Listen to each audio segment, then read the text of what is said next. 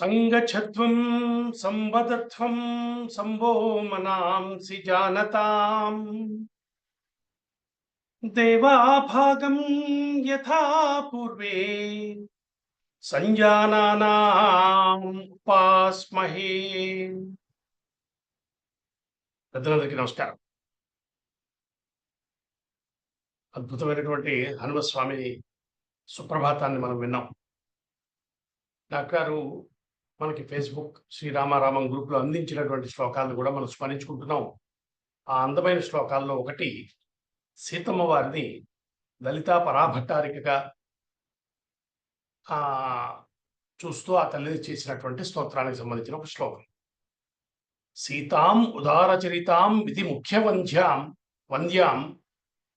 దేవీం త్రిలోకజననీం శ్రితకల్పవల్లీం హేమాసన స్థితిజుషాం మణిహారమౌళిం భూషోజ్వలామనుదినం లలితాం నమామి. స్వయంగా చెప్పటమే లలితా పరాభట్టారిక అయిన సీతమ్మను అని చెప్తున్నటువంటి శ్లోకానికి ఒక చక్కటి వ్యాఖ్యానం కూడా డాక్టర్ గారు అందించారు. ఇటువంటి దివ్యమైన శ్లోకాన్ని అందించినందుకు వారికి మరోసారి ధన్యవాదాలు అర్పిస్తూ ఈరోజు వారి ప్రవచనాన్ని మనకు అందించవలసిందిగా కోరుతున్నాను.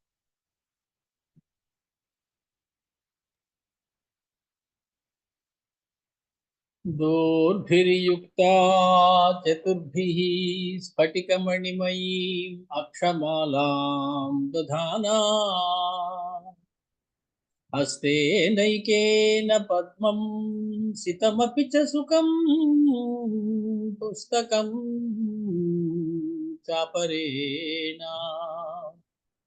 भासा कुन्देन्दुशङ्खस्फटिकमणिनिभा भासमाना समाना सा मे वाग्देवतेयं निवसतु वदने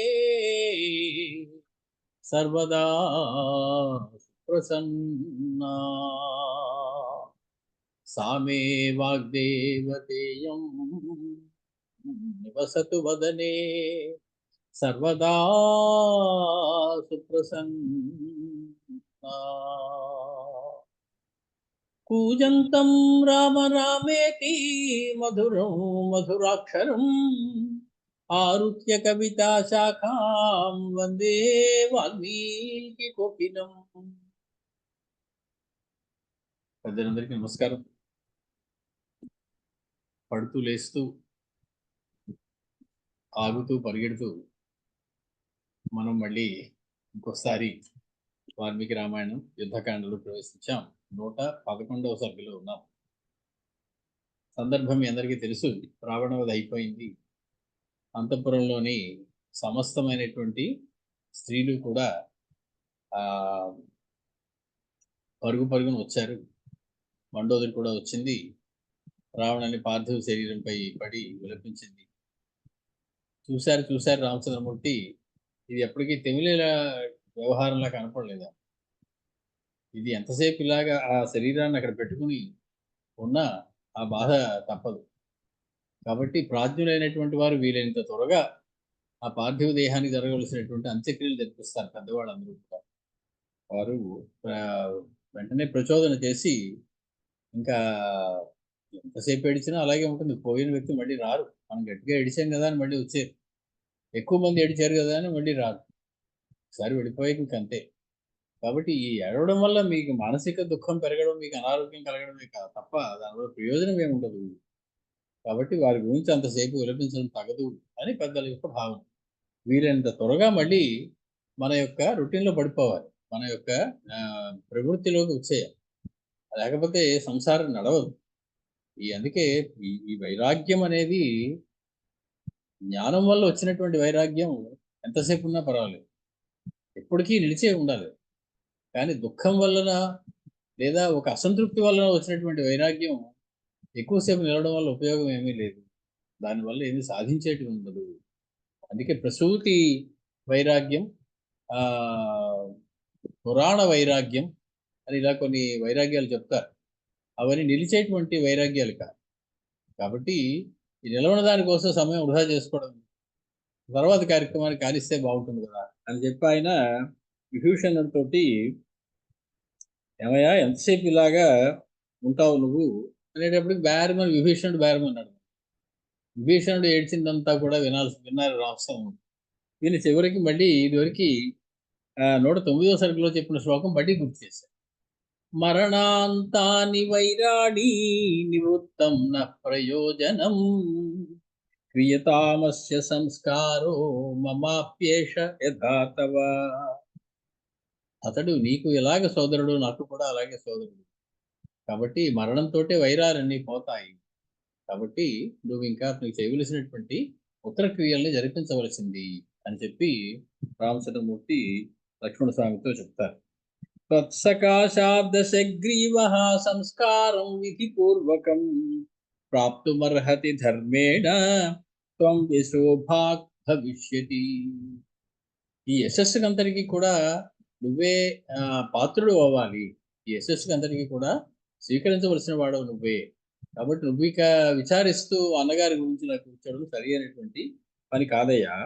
కాబట్టి నీ వద్ద నుండే దశగ్రీవుడు సంస్కారాన్ని పొందాలి. నీ ద్వారానే అతనికి అంత్యక్రియలు జరపబడాలి. కాబట్టి ధర్మ ప్రకారం ఏమేమి చేయవలసి ఉన్నదో వాటిని నువ్వు వెంటనే ఆచరించు విభీషణ అని చెప్పి రామచంద్రమూర్తి చెప్పడం జరిగింది. ఇది రాఘవస్య వచ శ్రుత్వా త్వరబాణో విభీషణః సంస్కారయితుమారేభే భ్రాతరం రావణం హతం. ఇంకా రామచంద్రమూర్తి మాట్లాడే పై మాట చెప్పడానికి ఎవరికి అవకాశం ఉండదు. ఆయన పైగా చెప్పే మాటలు అవతలవాడు ప్రశ్నించడానికి వీలైనట్టుగా మాట్లాడతారు. అతడు ఏ ప్రశ్నలు అతనికి ఉదయిస్తాయో తెలుసు ఆయన. ఆ ప్రశ్నలన్నిటికీ ముందు సమాధానాలు చెప్పి తర్వాత తాను చెప్పదలుచుకుని చెప్తారు. కాబట్టి ఇంకా ప్రశ్న అడగవలసిన అవసరం ఉండదు రామచంద్రమూర్తితోటి సంభాషణ జరిగినప్పుడు. కాబట్టి అవన్నీ విన్నటువంటి విభీషణుడు త్వరపడుతున్నటువంటి వాడై సంస్కారయుతు మారేధే, రావణుని యొక్క పార్థివ శరీరానికి సంస్కారము జరిపించడానికి సిద్ధపడుతూ ఉన్నాడు.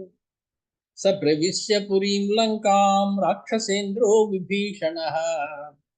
అయితే వెంటనే సంస్కారాలు చేసేసాడా అంటే చేసేసాడని వాల్మీకి మహర్షి చెప్తున్నారు. కానీ మనకి అధ్యాత్మ రామాయణకారుడు ఇక్కడ మళ్ళీ ఒక చిన్న తిరగాసు పెట్టారు. విభీషణుడు దుఃఖపడుతూ ఉంటే రామచంద్రమూర్తి లక్ష్మణస్వామి కేసు చూసి ఒక మాట అంటారు. ఇది వాల్మీకి చెప్పింది కాదు, అధ్యాత్మ రామాయణకారుడు చెప్పింది. రామస్తు లక్ష్మణం ప్రాహ బోధయస్వ విభీషణం కరోతు భ్రాతృ సంస్కారం కిం విలంబేన మానదా. లక్ష్మణ, ఏమిటయ్యా ఇతడు ఇంకా ఆలస్యం చేస్తున్నాడు విభీషణుడు, నువ్వు వెళ్ళవయ్యా, వెళ్ళి కాస్త అతనికి 2 మంచి మాటలు చెప్పి కార్యోన్ముఖునిగా చెయ్యి అని చెప్పి రామచంద్రమూర్తి లక్ష్మణస్వామిని పంపించారు. కారణం ఏమిటి? లక్ష్మణస్వామి విభీషణుడు ఒక రకంగా ఈడు చూడు. రామచంద్రమూర్తి అన్నగారు అయితే వాళ్ళిద్దరూ తమ్ముళ్ళు వరుస. రామచంద్రమూర్తి తమ్ముడు అనుకుంటున్నాడు కాబట్టి సో వాళ్ళలో వాళ్ళకి మాట్లాడుకునేటువంటి పద్ధతి వేరేగా ఉంటుంది. స్నేహితుడు చెప్పినట్టు చెప్పగలడు లక్ష్మణస్వామి, రామచంద్రమూర్తి చెప్తే ఒక మహాప్రభు అయినటువంటి రాజు చెప్పినట్లుగా చెప్తారు రామచంద్రమూర్తి. కాబట్టి ఆ దూరం ఏమైనా అనుకుంటున్నాడేమో, నేను ఇంతకన్నా మృదువుగా చక్కగా చెప్పగలడేమో నా తమ్ముడు అని చెప్పి లక్ష్మణ బోధయస్వ విభీషణం, ఆ విభీషణుడు కాస్త ఏమైనా మంచి మాటలు చెప్పి కార్యోన్ముఖుడు చేయవయ్యా అన్నారు. శ్రియో మండోదరీ ముఖ్యా పతితా విలపంతి చ నివారయతు తా సర్వాః రాక్షస్యో రావణ ప్రియాః. లక్ష్మణ, చూసావా, మండోదరితో సహా రాక్షస స్త్రీలందరూ ఇక్కడే పడి విలవిలా కొట్టుకుంటూ గుండెలు బాదుకుంటూ జుట్లు విరబోసుకుని బట్టలు దింపేసుకుంటూ బేరుమని ఏడుస్తున్నారు. ఆ విలాపాన్ని నేను చూడలేకుండా ఉన్నాను. వారందరినీ నెమ్మదిగా లోపలికి పంపించండి. పంపించే తర్వాత జరగవలసినటువంటి కార్యక్రమాన్ని చూడు నాయన. ఏవ ముక్తో ధరామేణ లక్ష్మణో అగాత్ విభీషణం. ఆ మాట అనగానే లక్ష్మణస్వామి విభీషణుడి పక్కన చేరారు. విభీషణుడి దగ్గరికి వచ్చారు లక్ష్మణస్వామి. ఉవాచ మృతకోపాంతే పతితం మృతకోపమం. మృతకోపాంతే పతితం మృతకోపమం. మృతుడైనటువంటి రావణుని పక్కనే మృతుడైన వాని వలే పడుకున్నటువంటి విభీషణుడి దగ్గరికి వెళ్ళి లక్ష్మణస్వామి మాట్లాడుతూ ఉన్నారు. ఆయన కూడా చలనం లేదు. విభీషణుడు దుఃఖంతో ఉన్నాడు. అన్నగారు మరణించారనేటువంటి దుఃఖంతో కదలకుండా దైన్యంతో కళ్ళనీళ్లతోటి పడుకుని ఉన్నాడు. నేల కూలబడిపోయి ఉన్నాడు విభీషణుడు. మృతకోపాంతే పతితం మృతకోపమం విభీషణం అగాత్ లక్ష్మణ. ఆయన దగ్గరికి వెళ్ళారు లక్ష్మణస్వామి. యం శోచసి త్వం దుఃఖేన కోయం తవ విభీషణ. ఏమయ్యా విభీషణ, నువ్వు ఇందాక నుంచి ఇంత విలపిస్తున్నావు కదా, ఆ మరణించడానికి నీకు ఏమవుతాడు అడిగారు లక్ష్మణస్వామి. ఎంత తెలివిగా ప్రారంభించారో చూడండి ఆయన యొక్క వేదాంత బోధ. ఈ మరణించిన వాడు నా అన్నయ్య నా అన్నయ్య నా అని కదా నువ్వు ఏడుస్తున్నావు, మరణించి పడి ఉన్నాడు ఒక ఆయన అక్కడ, నీకేమవుతాడు ఆయన అని అడిగారు లక్ష్మణస్వామి. యం శోచసి త్వం దుఃఖేన, ఎవరి కోసం నువ్వు ఇంతగా దుఃఖిస్తున్నావో భీషణ, అతడు కోహ అయం తవ, అతడు నీకేమవుతాడు, నీకే రకంగా అతనికి నీకు సంబంధం ఏంటి, నువ్వు ఎందుకు ఏడుస్తున్నావు అతని గురించి. త్వం వాస్య కథమ సృష్టే పురా ఇదానీమతః పరం. ఈ పడిపోయి ఉన్నవాడు ఈ సృష్టికి ముందు గాని వర్తమాన కాలంలో గాని భవిష్యత్ కాలంలో గాని నీకేమవుతాడో ఒక్కసారి ఆలోచించు. అంటే ఈ సృష్టి పూర్వంలో నువ్వు పుట్టలేదు, అతడు పుట్టలేదు, అప్పుడు నీకు అతనికి సంబంధం ఏంటి, ఏమి లేదు. కొన్నాళ్ళు అయిపోయాక అతడు మరణిస్తాడు, కొన్నాళ్ళు నువ్వు మరణించవచ్చు బహుశా, అప్పుడు మీ ఇద్దరికి సంబంధం ఏంటి, ఏమీ లేదు. ఇక ఈ వర్తమాన కాలంలో పదిగినని కాసిన నాళ్ళు అతనికి నాకు సంబంధం ఉందనుకుని మోహపడడం ఏమైనా సరి అయినటువంటి పనేనయ్యా. ఈ 3 నాళ్ల ముచ్చల కోసమా ఇంతటికన్నా నేడు ఇంత నేడిపోను. నీకు అతనికి విడదీయరాని సంబంధం ఏమీ లేదే. అతడు నీకు అంటే ఏంటనమాట, అతను ఒక జీవుడు, నువ్వు ఒక జీవుడివి. ఏదో సంబంధాలను ఒకళ్ళకొకళ్ళు అంటకట్టుకుని వాడు నావాడు అనేటువంటి భావం తెచ్చుకోగానే విలాపం. పక్కింటి వాడు పోయాడు అనుకోండి, అలాగా గంటల కొద్దీ బాధపడడం, ఏడవం. అదే నావాడు అనుకున్న వాడు పోతే ఏడుస్తాం. ఆ నావాడు అనుకోవడంలోనే ఉంది తప్ప అతడికి నీకు ఏమి సంబంధం లేదు. పక్కింటి వాడు ఎంతో ఇతను అంతే అనేటువంటి విషయం నువ్వు గ్రహించవలసి ఉంటుంది. యద్వత్తోయౌఘపతితాసికతాః యాంతి తద్వశాః సంయుజ్యంతే వియుజ్యంతే తదా తదా కాలేన దేహినః. రామచంద్రమూర్తి ఇవన్నీ చెప్పలేకే లక్ష్మణస్వామి చేత చెప్పిస్తా. రామచంద్రమూర్తి ఇదివరకు ఇవన్నీ చాలా మందికి చెప్పారు, లక్ష్మణస్వామి విన్నారు. అతనికి ఎంత వంట పట్టిందో తెలియాలి. లక్ష్మణానికి వెళ్ళి చెప్పాను. అతను చెప్తూ ఉన్నారు, జలప్రవాహంలో ఇసుక దిబ్బలు ఉంటాయి అక్కడక్కడ. ఆ ఇసుక దెబ్బలు జలప్రవాహం వచ్చేటప్పటికి కొట్టుకుపోయి ఒకదానితో కలిసిపోతాయి. మళ్ళీ నెమ్మదిగా నీరు ఎండిపోయినప్పుడు అక్కడక్కడ ఇసుక దిబ్బలుగా విడిగా ఏర్పడుతుంది. నేను ఒక ఇసుక దిబ్బని, నువ్వు ఒక ఇసుక దిబ్బవి అని చెప్పి మురిసిపోవడం, నాకు దానికి సంబంధం ఉంది అనుకోవడం ఎంత బుద్ధి లేనిదనమో ఆ ఇసుక దెబ్బకి. కాల ప్రవాహంలో కలిసిపోయేటువంటి మానవులు అందరూ కూడా ఒకళ్ళకొకళ్ళు ఏదో సంబంధం ఉంది అని భ్రమపడ్డం ఉంది, అది అంతే అర్థం లేనటువంటి విషయం. కాబట్టి కొంతసేపు నిలిచిపోయి ఉంటాయి అవి. ఎప్పుడైతే ప్రవాహం మీదకి వచ్చిందో అవి కనపడకుండా మాయమైపోతాయి, ఒకదాంతో కలిసిపోతాయి, రెండు కూడా కనపడిపోతాయి. కాబట్టి ప్రారంభ రూపమైనటువంటి కాలరూపానికి మనందరం తల వంచి ఉండాలి. మనం ఒక్కొక్కసారి కలుసుకుంటాం, ఒక్కొక్కసారి విడిపోతాం. దీనికే వేదాంతం చాలా చక్కటి ఉపమానం చాలాసార్లు చెప్పి, నీటి ప్రవాహంలో 2 కర్రలు అప్పుడప్పుడు దగ్గరికి వస్తూ ఉంటాయి, మళ్ళీ అప్పుడప్పుడు దూరం అయిపోతుంటాయి. మన జీవిత ప్రవాహంలో ఇంకో కర్రతో ఒక కర్ర కలిసినట్టుగా దేని ప్రవాహం దేని ప్రయాణం దాన్ని, కానీ ఎందుకో 2 దగ్గర పడతాయి ఒకసారి, మళ్ళీ 2 దూరం అయిపోతుంటాయి. ఆ కాల ప్రవాహంలో జీవిత ప్రవాహంలో మనం కొందరికి దగ్గర అవుతాం, కొందరితో కలవం, కొందరితో కలిసి 3 నాళ్ళు ఉంటాం, కొందరితో కలిసి 3 ఏళ్ళు ఉంటాం, తర్వాత ఎవరి దారి వారిదే. ఈ లోపల అతనికి నాకు ఏదో ఒక మమకారం ఏర్పడి బాధపడటం అనేది అర్థం లేనటువంటి విషయం అయ్యా. దేహ బుద్ధ్యా భవేద్భ్రాత పితా మాతా సుహృత్ప్రియా.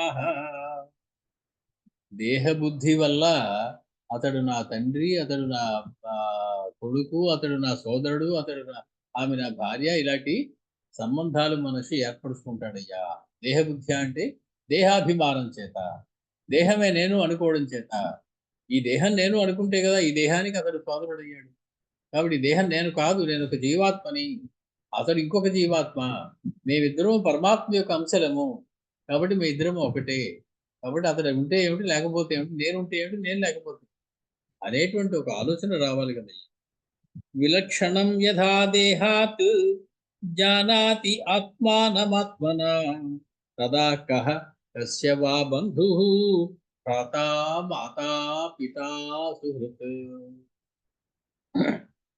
ఎప్పుడైతే నేను శరీరాన్ని కాదు, నేను శరీరం కంటే విలక్షణమైనటువంటి జీవుడనై ఉన్నాను, ఒక చైతన్యాన్ని నేను, ఈ చైతన్యం ఎక్కడో ఒక దాని మీద ఆధారపడి ఉండడం కోసం ఈ ఉపాధిని స్వీకరించింది. కొన్నాళ్ళు పోయాక ఈ ఉపాధిని వదిలేసి ఇంకో ఉపాధిని స్వీకరిస్తుంది, ఆ తర్వాత ఇంకో ఉపాధిని స్వీకరిస్తుంది. ప్రతి ఉపాధి స్వీకరించినప్పుడు ఇంకొకరితో నాకు బంధం ఉంది అనుకుంటూ ఉంటుంది. కాబట్టి శరీరం కంటే నేను విలక్షణమైన వాడను అని ఎప్పుడైతే ఆత్మానాత్మ వివేకం కలిగిందో నీకు, ఇంకా నీకు బంధువు అనేటువంటి వాడు ఉండడు, తల్లి ఉండదు, తండ్రి ఉండదు, సోదరుడు ఉండదు, స్నేహితుడు ఉండడు. అందరూ జీవులు, నేను ఒక జీవుణ్ణి. జీవుడికి జీవుడితోటే సంబంధం ఉంటుంది. అంతే తప్ప అతడు పోయాడని నువ్వు బాధపడడం ఉండదు. ఎందుకంటే ఈ ఈ లోపల ఉన్నటువంటి చైతన్యం ఏదైతే ఉన్నదో అది నశించేది కాదు. ఎప్పుడూ కూడా స్థిరమై నిత్యమై ఉండేటువంటి పరంజ్యోతి స్వరూపం అది. కాబట్టి అది పోవడం ఎక్కడికి పోతుంది? పోయేది శరీరం. నువ్వు శరీరం మీద అభిమానం ఉండడం బట్టి ఆ శరీరం పోయిందని ఏడుస్తున్నావు. ఏమీ పోలేదు. ఆ జీవుడు ఇలాగే ఉంటాడు. ఇంకొక జన్మెత్తి శిశుపాల దంతభక్తుల్లో ఒకడవుతాడు. ఆ తర్వాత అది ముగుసుకుని జయ విజయుల్లో ఒకడుగా ఉంటాడు. అంతేగాని నశించిపోడు జీవుడు అన్నవాడు. సనాతనుడు, శాశ్వతుడు. అటువంటి సనాతనమైన శాశ్వతుడైన అగ్ని దహింపలేని, నీటితో తడపలేని, ఎటువంటి నాశనము పొందనటువంటి జీవుడి కోసం నువ్వు దుఃఖపడడం ఏమైనా బాగుందయ్యా? నువ్వు దుఃఖపడుతున్నా ఆ శరీరం కోసమా? ఎందుకైనా ఉపయోగపడుతుంది ఆ శరీరం? కట్టె ముక్క. కొన్నాళ్ళు బయట వదిలేసి ఆ జీవుడు బయటికి వెళ్ళిపోగానే ఎందుకు పనికిరానిది అయిపోతుంది. దాన్ని ఎవరు ముట్టుకోవడానికి, దగ్గర చేరడానికి కూడా ఇష్టపడరు. అటువంటి దాని మీద అభిమానం పెట్టుకుని అది పోయిందని ఏడుస్తున్నావయ్యా నువ్వు అని చెప్పి, మిథ్యాజ్ఞానవశాజ్జాత దారాగారాదయ సదా అజ్ఞానజత్వాత్ సర్వే తే క్షణ సంగమ భంగురాః. దార ఆగార ఆదయ. ఆగారం అంటే ఇల్లు, భార్య, ఇల్లు, గృహము మొదలైనటువంటివి మిథ్యాజ్ఞాన వశాజ్జాతాః. ఒక మిథ్య, ఆమెకి నాకు సంబంధం ఉంది అనుకుని నువ్వు ఆమె నా భార్య అనుకుంటున్నావు. కానీ ఆమె ఒక జీవుడు, నువ్వు ఒక జీవుడివి. ఆ సంబంధాన్ని నువ్వు ఎంతవరకు సీరియస్గా తీసుకోవాలో అంతవరకే తీసుకోవాలి తప్ప అంతకు మించి తీసుకోవడానికి లేదు. కాబట్టి ఆ జీవుడు ఉన్నటువంటి ఉపాధి అది, ఈ జీవుడు ఉన్నటువంటి ఉపాధి ఇది. ఉపాధిగత ధర్మాన్ని ఈ జీవుడికి ఆపాదించడానికి వీలు లేదు. ఉపాధిగత ధర్మము ఆలు మగలు అవ్వడం, సోదరులు అవ్వడం, ఇవన్నీ ఉపాధి ధర్మాలు. కానీ జీవుడికి అటువంటి ధర్మాలు ఉండవు. ఏ జీవుడికి ఆ జీవుడు, అది శుద్ధమైనటువంటి, బుద్ధమైనటువంటి, సత్యమైనటువంటి, శాశ్వతమైనటువంటి చైతన్యం అది. కాబట్టి అజ్ఞానజత్వాత్ సర్వే తే క్షణసంగమ భంగురాః. క్షణసంగమ భంగురాః. క్షణకాలమే ఉంటుంది ఆ సంగమం, చాలా తక్కువ కాలం ఉంటుంది, అల్పకాలం ఉంటుంది. మళ్ళీ ఆ సంగమం విడిపోతుంది, ఎవరికి వారే అయిపోతారు. కాబట్టి అధ ఉత్తిష్ట హృదారామం భావయన్ భక్తి భావితం. నీ హృదారామంలో, నీ హృదయ ఆరామంలో దాన్ని శ్రీరామారామం చేయవయ్యా. నీ హృదయ ఆరామాన్ని చేసినప్పుడు భక్తి భావితం, నీలో భక్తి పెళ్ళుంపుతుంది. అనువర్త్వ స్వరాజ్యాది భుంజన్ ప్రారబ్ధమన్వహం. సుఖాలు, రాజ్యాన్ని నువ్వు పాలించు, ప్రారబ్ధం వల్ల వచ్చిన సుఖాలు అనుభవించు. మంచి మాట చెప్పాడు లక్ష్మణ స్వామి. సుఖం వస్తే అదేదో మనం చాలా పుణ్యాలు చేసేస్తున్నాం అనుకుంటాం. కష్టం వస్తే ప్రారబ్ధం అండి, అనుభవించక తప్పుతుందా అంటాం. సుఖము ప్రారబ్ధమే, దుఃఖము ప్రారబ్ధమే. అవి మనం ఈ దొరికి చేసుకునేటువంటి కర్మల యొక్క ఫలితాలు. కాబట్టి సుఖాలు అనుభవించినందుకు పొంగిపోవడానికి ఏం లేదు, దుఃఖాలు అనుభవించినందుకు కృంగిపోవడానికి ఏం లేదు. రెండూ కూడా నువ్వు చేసుకున్నటువంటి కర్మల యొక్క ఫలితమే సుమా. కాబట్టి నువ్వు ఇప్పుడు చేయవలసినటువంటి కర్మ, ధర్మ ప్రకారము నువ్వు చేయవలసినటువంటి కర్మ చేయడం మాత్రమే నువ్వు చేయవలసింది. దాంతో ఎటువంటి సంగము కూడా కూడదు.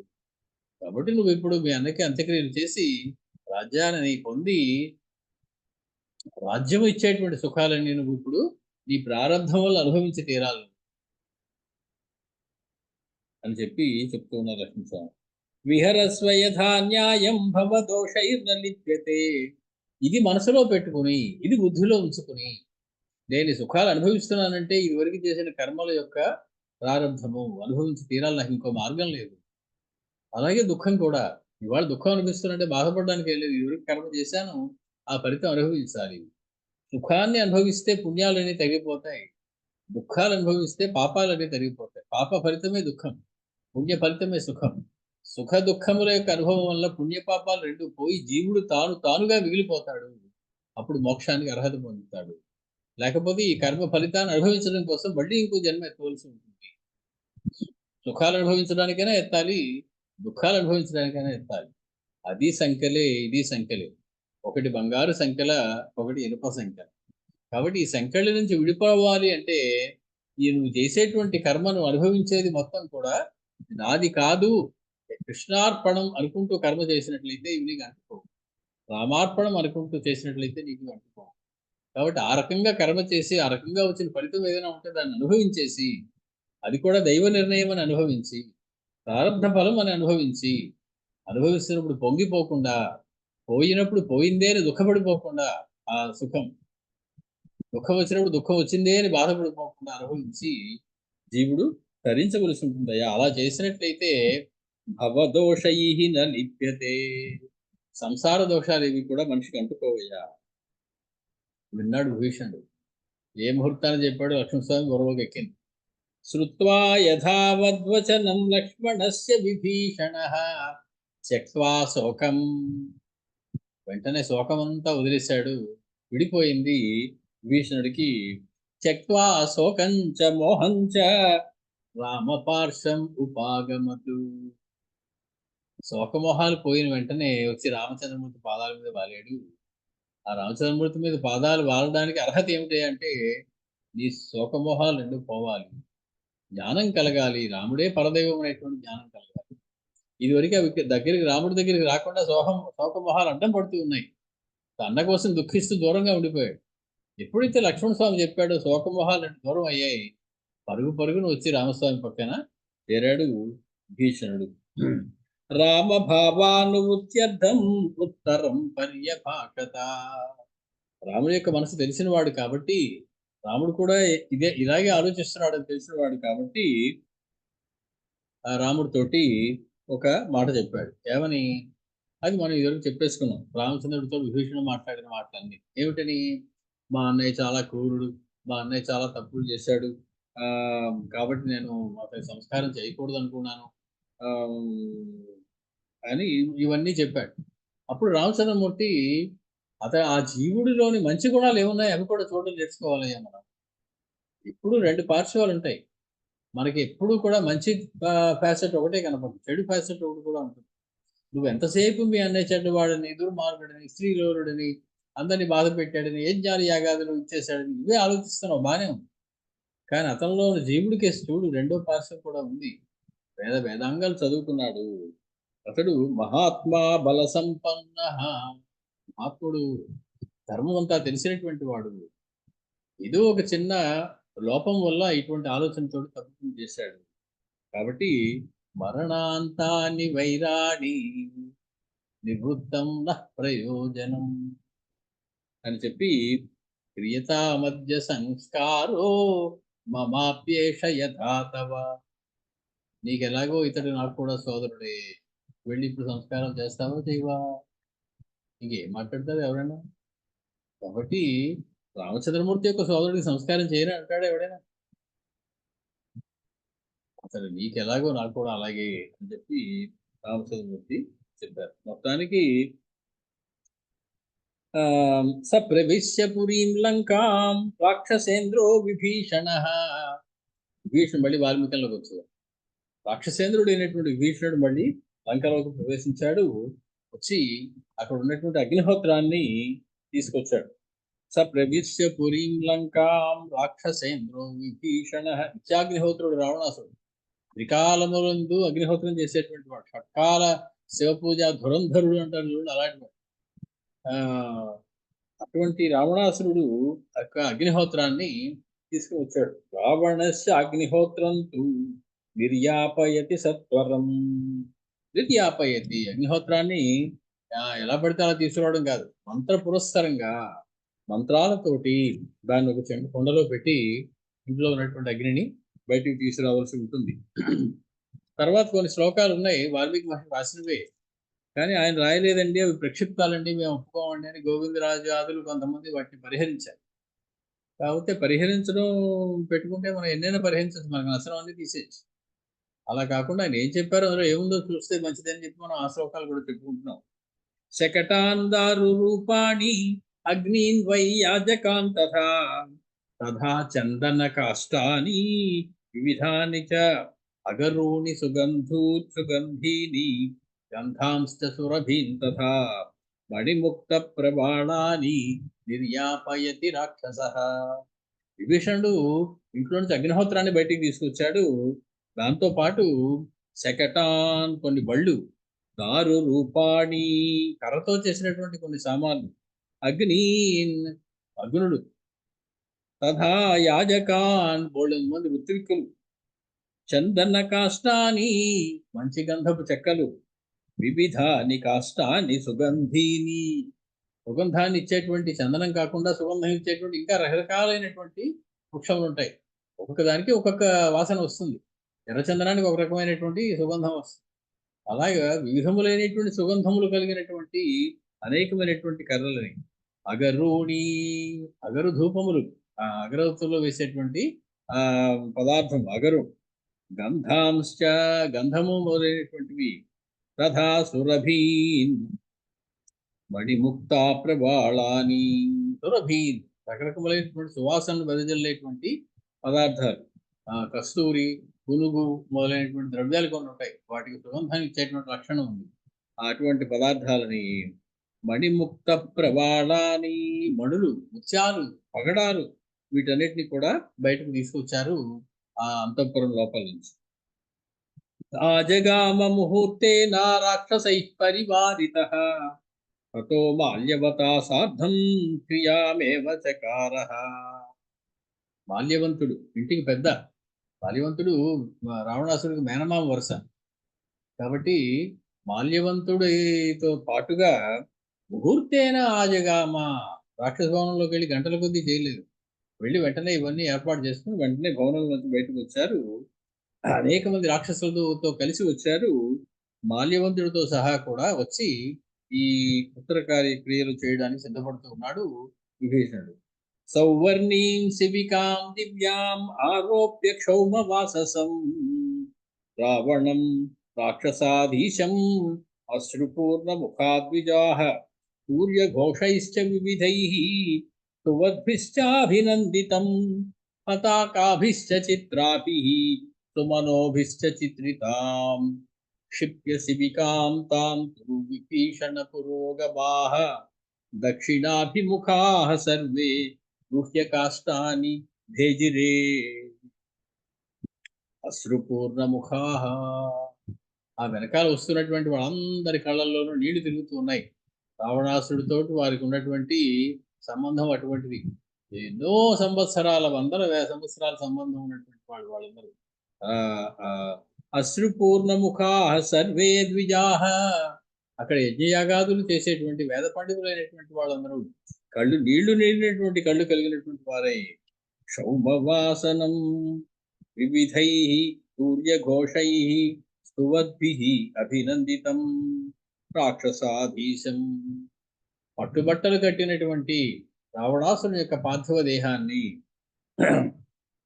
వారందరూ వేదమంత్రములు చదువుతూ ఉండగా రాక్షస ప్రభువైన రావణాసురుని సౌవర్ణీం దివ్యాం శిబికాం ఆరోప్య బంగారంతో చేయబడినటువంటి ఒక శిబిక, పల్లకి లాంటివి, ఎందుకంటే పార్థివ దేహాన్ని ఉంచేటువంటి అదొక అది కావచ్చు, వాళ్ళు కూర్చునేటువంటి పల్లకి కాకపోవచ్చు.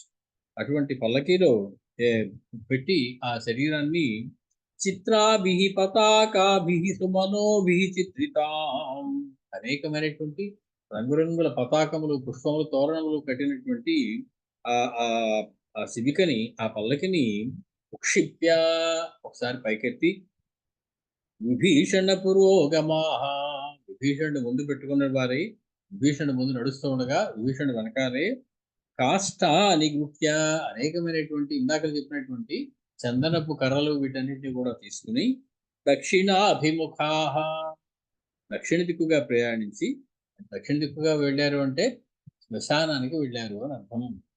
దక్షిణ దిక్కు అనేటువంటి మాట పరేత భూమి అని పేరు దాన్ని. యముడు నివసించేటువంటి ప్రదేశం దక్షిణ దిక్కు అనేది. కాబట్టి ఆ పరేత భూమి అయితే ఏదైతే ఉందో ఆ రుద్రభూమి అని కూడా పేరు దాన్ని.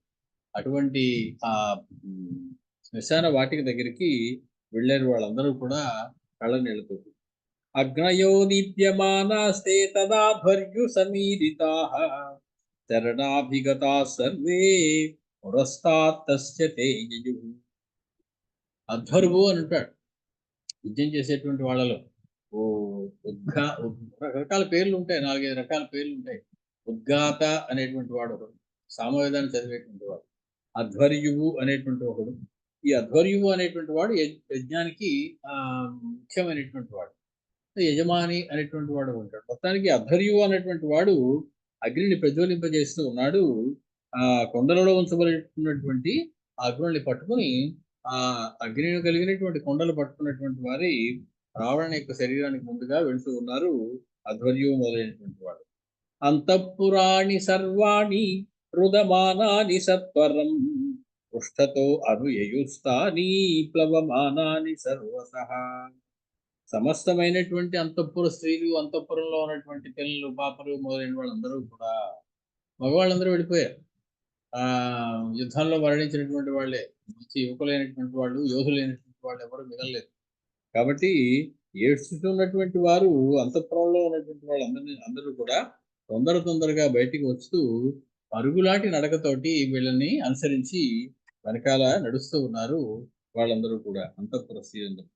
రావణం ప్రియతే దేశే స్థాప్యతే భృశ దుఃఖితాః చితాం చందన కాష్టైశ్చ పద్మకోశీన సంవృతాం బ్రాహ్మ్యా సంవర్తయామాసు రాంకవాస్తరణాశ్రుతాం వర్తతే వేద విహితో రాజ్ఞో వై పశ్చిమ క్రతు.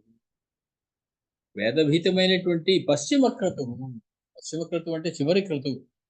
జీవితంలో అనేకమైనటువంటి సంస్కారాలు ఉంటాయి.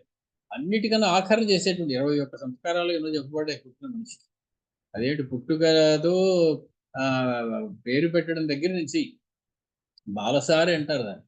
అది దాంతో మొదలు ఈ చివరిది అంత్యేష్టితోటి ఆఖరు. దేవుడు పుట్టినప్పటి నుంచి అనేకమైనటువంటి సంస్కారాలు చేయాల్సి ఉంటుంది ఈ ఉపాధిని పొందినది. కాబట్టి పశ్చిమ క్రతువు చివరి యజ్ఞం ఇది, చివరి క్రతువు అంత్యేష్టి. దాన్ని వేద విహిత వర్తతే. వేదవిహితమైనటువంటి ఈ రావణాసురుడు యొక్క పశ్చిమ క్రతువును చేయడానికి వాళ్ళు సిద్ధపడుతున్నారు. ప్రియతే దేశే స్థాప్య, ఒక పవిత్రమైనటువంటి ప్రదేశంలో ఆ ప్రదేశాన్ని ముందు శుద్ధి చేసి ఆ పవిత్రమైనటువంటి దేశంలో అతని పార్థివ శరీరాన్ని ఉంచారు. వృష దుఃఖితాః, గిరి దుఃఖిస్తూ ఉన్నారు వాళ్ళు.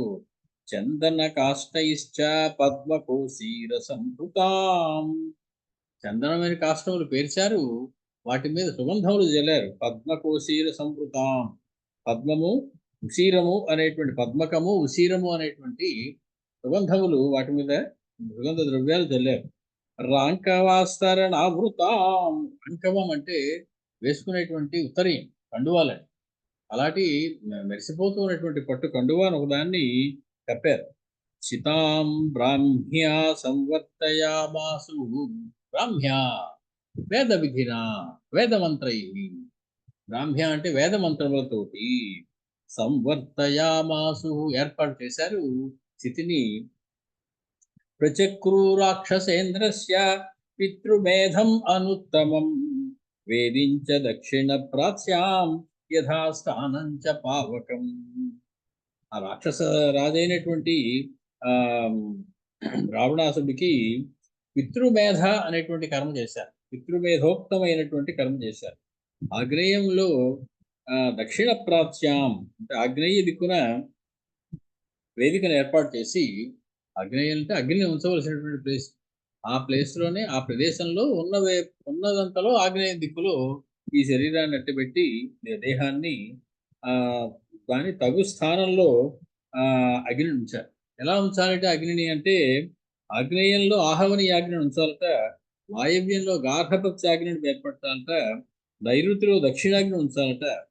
త్రేతాగ్నుడు అని పేరు. 3 రకాల అగ్నులు ఉంటాయి. ఆహవనీయాగ్ని, గార్హపత్యాగ్ని, అలాగే దక్షిణాగ్ని. వీటిని ఎక్కడెక్కడ నైరుతిలో దక్షిణాగ్ని ఉంచారు, వాయువ్యంలో గార్హపత్యాగ్ని ఉంచారు, ఆగ్నేయంలో ఆహవనీయాగ్ని ఉంచారు. ఇది ఒక పద్ధతి. మొత్తానికి ఈ ప్రక్రియ అంతా కూడా అందరికీ కాదు, ఆహితాగ్ని అయినటువంటి వాడికి, వేదాల ఔపోసన పట్టినటువంటి వాడికి, వేద పండితుడైనటువంటి వాడికి జరిగేటువంటి పద్ధతి ఈ సంస్కారం. మామూలుగా మనం ఎప్పుడు ఇలా చూడలేదండి అంటే మనం చూడం, ఇలాంటి రెగ్యులర్గా కనపడేవి కాదు.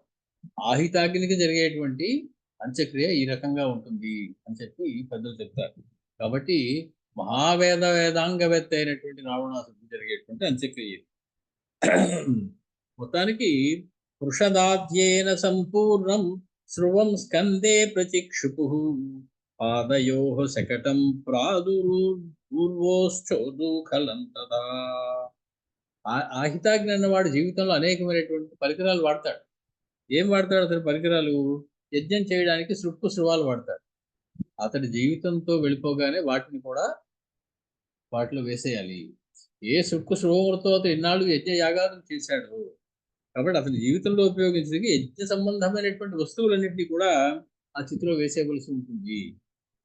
వృషదాబ్జేన పెరుగు కలిపిన నేతితోటి సంపూర్ణంగా నిండినటువంటి శృవం స్కందే ప్రతిక్షిపు, పెరుగుతోనూ నెయ్యితోనూ తీసుకున్నటువంటి ఆ శవాన్ని తీసి అతని భుజం ఉండేటువంటి ప్రాంతంలో పెట్టారు అక్కడ.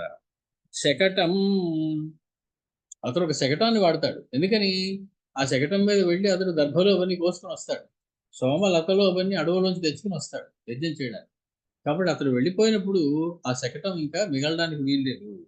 శకటం పాదయో ప్రాదు, పాదాల దగ్గర అతడు వాడినటువంటి శకటాన్ని ఉంచారు. ఉలూఖలం, ఊర్వోహో, ఉలూఖలం అంటే రోలు. ఇతడు పేలాలు అన్ని దంచడం కోసం రోలు ఒకటి వాడతాడు. యజ్ఞం చేయడానికి కావలసినటువంటి ఆ ఆహుతులు వేయడానికి పేలాలు మొదలైనటువంటి వాడతారు. ఆ వాటిని తయారు చేయడానికి ఉపయోగించినటువంటి రోల్ ఏదైతే ఉందో దాన్ని తీసుకొచ్చి అతని తొడల స్థానంలో పెట్టారు. తొడల దగ్గర ఊరు ఉంచారు, పాదాల దగ్గర శకటాన్ని ఉంచారు. ఆ సృక్కు అనేటువంటి దాన్ని తీసుకొచ్చి భుజం దగ్గర తాకించి అట్టు పెట్టారు. దారు పాత్రాణి సర్వాణి అరణించోత్తరారణిం దత్వాతు ముసలం చాన్యం యథాస్థానం విచక్రము. సమస్తమైనటువంటి దారు పాత్రాణి, చెక్క పాత్రలు, చెక్కతో చేసినటువంటి పాత్రలు, అవి ఏవైతే ఇదివరకు అతడు యజ్ఞంలో వాడాడో ఆ పాత్రలన్నింటినీ అరణిం, అగ్నిని పుట్టించడానికి వాడేటువంటి అరణి, అగ్ని మథనం చేసేటువంటిది ఏదైతే ఉందో అది వాడుతూ ఉండేవాడు రావణాసుడు. అంటే ఒక చెక్కలో ఒక కన్నం ఉండి ఆ కన్నంలో మరొక చెక్కు పెట్టి దానికి ఘర్షణ కలిగించినట్లయితే అక్కడ వేడి పుట్టి అగ్ని రాజుకుంటుంది. అగ్నిని ఉత్పత్తి చేసేటువంటి పద్ధతి యజ్ఞంలో. కాబట్టి ఆ పూర్వారణి ఉత్తరారణి రెండు కూడా పైన ఉండేది ఒకటి, కింద ఉండేది ఒకటి. వాటన్నింటినీ కూడా అగ్నిని చిలకడానికి ఉపయోగించేటువంటి నిత్యాగ్నిహోత్రి ఏవేటైతే నిత్య అగ్ని వైదిక కర్మలకి యజ్ఞాలకి ఉపయోగిస్తూ ఉంటాడు, ఆ అరణిని అయితే పై అరణిని ముసలం, ఒక రోకలి లాంటిది. అది అన్యంచ, ఇతర వస్తువులన్నీ అతను ఏవేవి వాడేవాడో ఆ వస్తువులన్నింటినీ కూడా యథాస్థానం దత్వా విచక్రము, ఎక్కడెక్కడిది ఏది ఎక్కడ పెట్టాలో ఆయా స్థానంలో అతని శరీరానికి తగిలేలాగా వాటన్నిటి కూడా ఉంచారు. అంటే కర్ర గిన్నెలు, ఈ అరణి, ఉత్తరారణి, రోకలి, ఇతర వస్తువులన్నీ కూడా అతని శరీరం స్థితికి దగ్గరగా ఉంచారు. శాస్త్ర దృష్టేన విధినా మహర్షి విహితేన చ తత్ర మేధ్యం పశుం హత్వా రాక్షసేంద్రస్య రాక్షసాః పరిస్తరణికాం రాజ్ఞో హృతాక్తాం సమవేశయన్. శాస్త్ర దృష్టేన మహర్షి విహితేన కర్మణ, యథాశాస్త్రంగా, శాస్త్రంలో ఇది ఇలా చెయ్యాలి అని చెప్పితే అలాగే చెయ్యడం. యథాశాస్త్రం అంటే శాస్త్రం అనతిక్రమ్య యథాశాస్త్రం. మామూలుగా యథాశక్తి అనేటువంటి మాట వాడుతూ ఉంటాం. యథాశక్తి అంటే శక్తిం అనతిక్రమ్య యథాశక్తి. యథాశక్తిగా మీరు ఏదైనా చేయాలంటే అర్థం ఏంటి? మీ శక్తి ఎంతవరకు అనుకూలిస్తుందో అంతవరకే చేయమని. శక్తికి మించి చెయ్యకూడదు ఇది అని చెప్పడం. యథాశక్తిగా మీరు ఏమన్నా చేయాలండి అంటే నీ శక్తికి ఎంతో అంతా చెయ్యి. శక్తి కన్నా తక్కువ చేయకు, ఎక్కువ కూడా చేయకు. రూ. 10 ఇవ్వగలిగినటువంటి సత్తా ఉన్నవాడు రూ. 100 నువ్వు విరాళం ఇస్తానంటే తప్పదు. అలా చెయ్యొద్దండి శాస్త్రం. కాబట్టి నీ శక్తిని మించకుండా చేయడానికి మరొక పేరు యథాశక్తి. శక్తిం అనతిక్రమ్య యథాశక్తి. కాబట్టి యథాశాస్త్రం, శాస్త్రంలో ఏం చెప్పారో అది. శాస్త్రంలో ఫలానాది చేయమంటే మంచిదే కదా అని అది చెప్పంది కూడా ఇంకోటి దాంట్లో కలిపి చేయకూడదు. కొందరు కనపడుతూ ఉంటారు మనకప్పుడు. ఏదైనా చిన్న కార్యక్రమం ఏదైనా వాళ్ళ చేత చేయించుకోవాలంటే భయం వేసేలా ఉంటుంది. ఎందుకంటే ఒక కార్యక్రమం మొదలెట్టి దాంతో పాటు అవి ఇవి ఇవి కొత్త కొత్తవి ఏదో లేనివి అవన్నీ కలిపేసి గంటలో చేయవలసిన కార్యక్రమాన్ని 5 గంటలు చేస్తారు. అదొక అర్థం లేని పని. శాస్త్రం చెప్పకుండా చేయకపోవడానికి వీలు. మంచి కర్మలే అవి కూడా. కానీ దానికో సందర్భం ఉంటుంది, దానికో పద్ధతి ఉంటుంది, దానికి చేయవలసిన విధానం ఉంటుంది, విధి ఉంటుంది. మంచిది కదా అని చెప్పి ఎప్పుడు పడితే అప్పుడు ఏది పడితే అది చేయడానికి వీల్లేదు. యథాశాస్త్రం అనే మాటకి అదే అర్థం. ఏది శాస్త్రం చెప్పిందో అంతవరకు మాత్రమే చేయాలి. అంతకుమించి ఒక్క పని కూడా ఎక్కువ చేయడానికి లేదు. అంతకంటే ఎక్కువ మంచిదైనా సరే అది చేయకూడదు.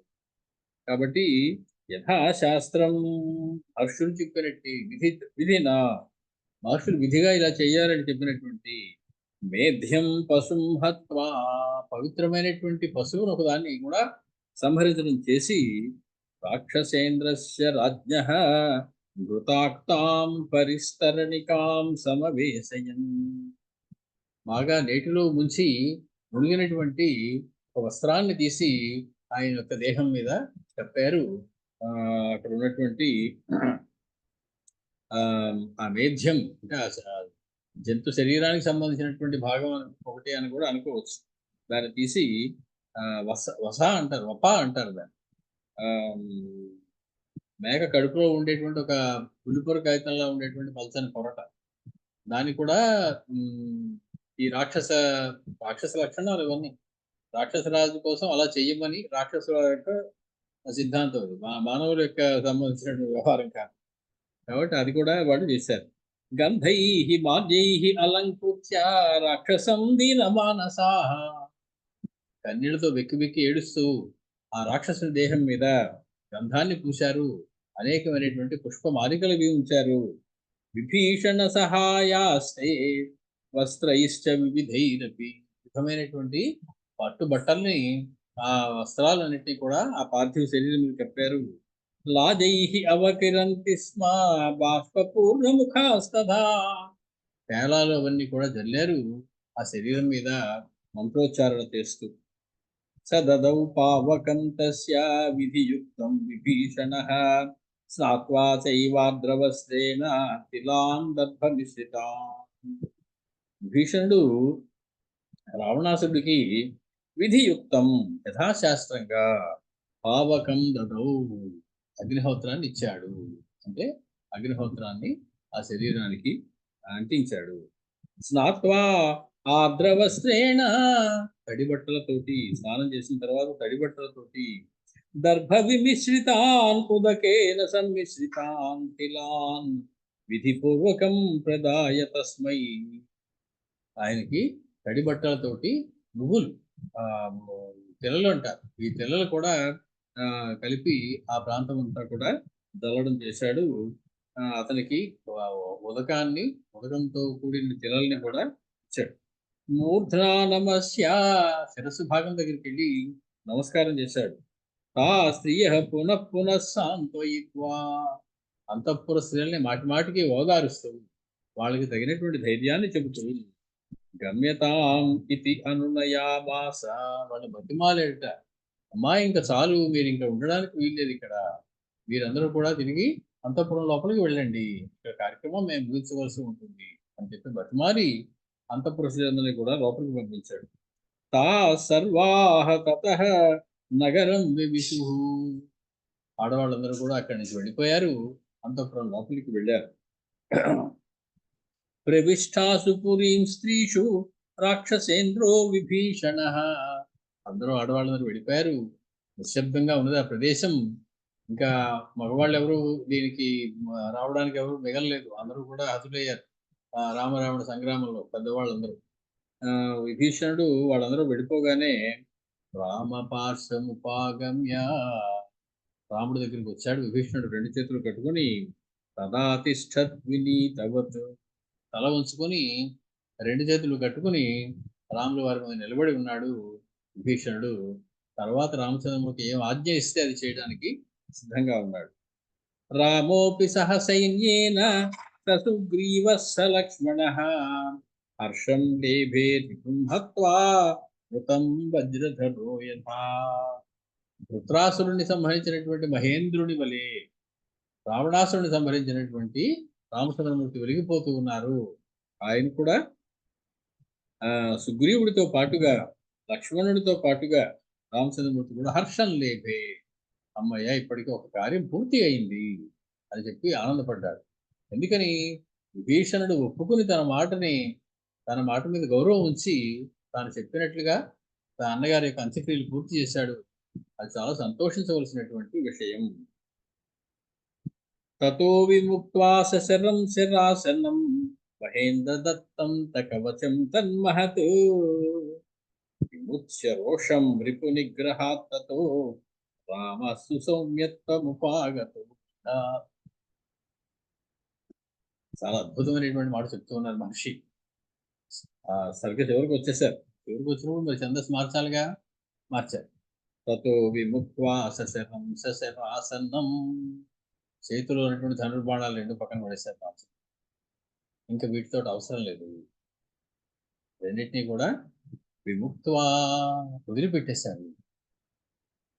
ధనుస్సు అనేటువంటి మాటకి ధర్మము అని అర్థం ఉంది, లేదా ధర్మము అనేటువంటి మాటకి ధనుస్సు అని. ఆ ధర్మ ప్రతిష్టాపన కోసం ఏ ధనుస్సును అయితే చేతితో పట్టుకున్నారో ఆ ధర్మ ప్రతిష్టాపన అయిపోయిన తర్వాత ఇంకా శిక్షించవలసిన వాళ్ళు ఎవరు మిగలలేదు. ఆ ధనుసుకి ఇంకా పెద్ద పని లేదు. సశరం శరాసనం, ఆ బాణాలతో కూడినటువంటి ఆ ధనుస్సుని విడిచిపెట్టి మహేంద్ర దత్తం తన్ కవచం తన్ మహత్, మహేంద్రుడు పంపించినటువంటి గొప్ప నిర్భేద్యమైనటువంటి కవచం ఒకటి వేసుకుని ఉన్నారు. మాత్రం పట్టుకొచ్చాడు, దాన్ని కూడా ఇప్పేశారు రామచంద్రమూర్తి. విముచ్య రోషం, వీటినిగా విప్పడం, అసలు విప్పవలసింది ఏదో అది విప్పుతున్నారు. విముచ్య రోషం, కోపం అంతా వదిలేశారు. రావణాసుడు బతికున్నప్పుడు కదా వాడి మీద కోపం తెచ్చుకోవలసి వచ్చింది. క్రోధమహారయ తీవ్రం, కోపాన్ని తెచ్చుకునేవారు రావణాసుని సంహరించడం కోసం. ఇప్పుడు ఆ క్రోధం యొక్క అవసరం కూడా లేదు కాబట్టి క్రోధాన్ని కూడా విడిచిపెట్టేశారు. అనుకున్న పని అయ్యాక వెంటనే క్రోధం వదిలేయడం అనేది సత్పురుష లక్షణం. అందుకే సత్పురుషుల యొక్క కోపం తాటాకుల మంటలా ఉంటుందండి అంటారు. 2 నిమిషాల కోపం వస్తుంది, మళ్ళీ చల్లబడిపోతారు, మామూలు అయిపోతారు, కలిసిపోతారు. ఆ కోపాన్ని అలాగే నిలబెట్టుకుంటూ జీవితాంతం రావడం అనేది సత్పురుషుల లక్షణం కాదు. రామచంద్రమూర్తి పని ఎప్పుడైతే అయిపోయిందో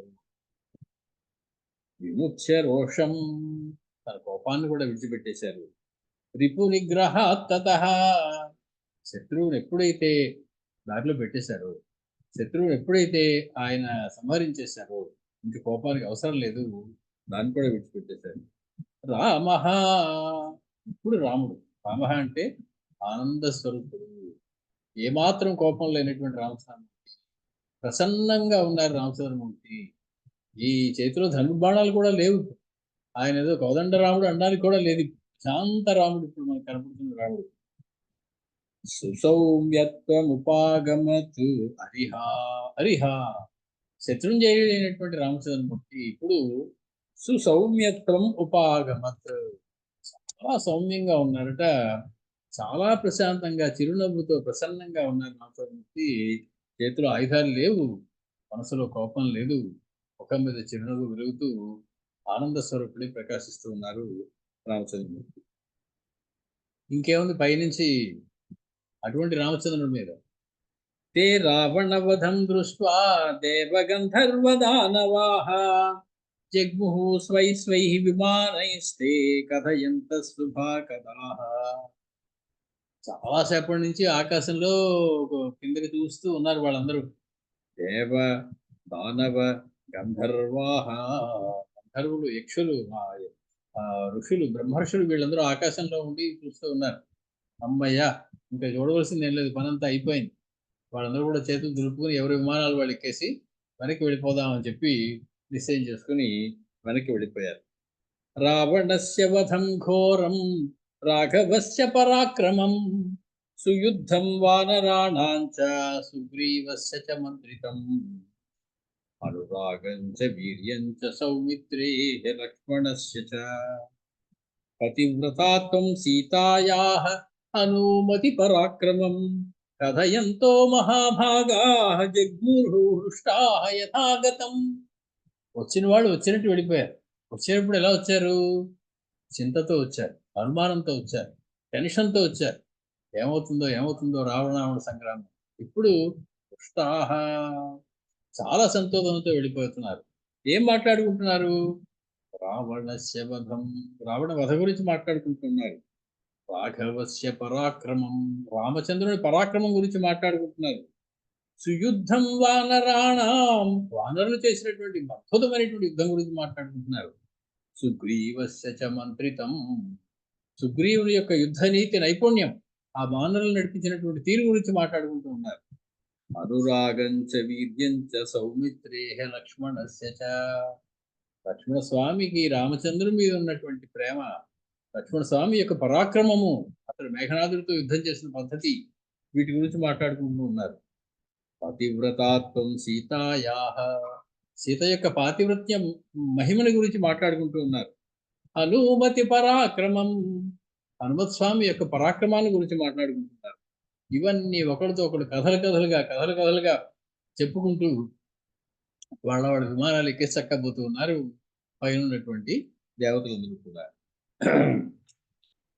రాఘవస్తు రథం దివ్యం ఇంద్రదత్తం శిఖిప్రభం అనుజ్ఞాయ మహాబాహు మాతలిం ప్రత్యపూజయత్.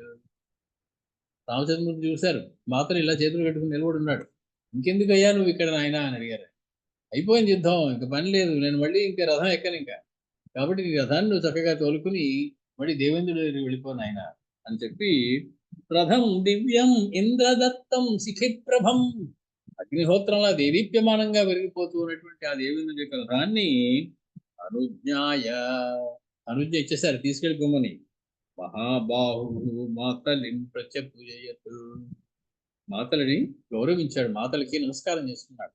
నువ్వు చేసిన సహాయం సామాన్యమైనది కాదయ్యా అని చెప్పి మాతలతో చెప్పాడు. రాఘవేణాభ్యనుజ్ఞాతో మాతలి శక్రసారథి దివ్యం తం రథమాస్థాయ దివమేవ ఉత్పపాత. ఇంద్రుడు సారథి అయినటువంటి మాతలి రాముని ఆజ్ఞతోటి ఆ దివ్యమైన అస్త్రాన్ని తీసుకుని ఆకాశ మార్గంలోకి గబగబా ఎగురుకుంటూ వెళ్ళిపోయాడు. మాతలి రామచంద్రుని యొక్క మాట విని. ఇక్కడ ఒక చిన్న అందమైనటువంటి మరొక విషయం కూడా చెప్తా. ఏమని, రామచంద్రమూర్తి ఇదంతా అయిన తర్వాత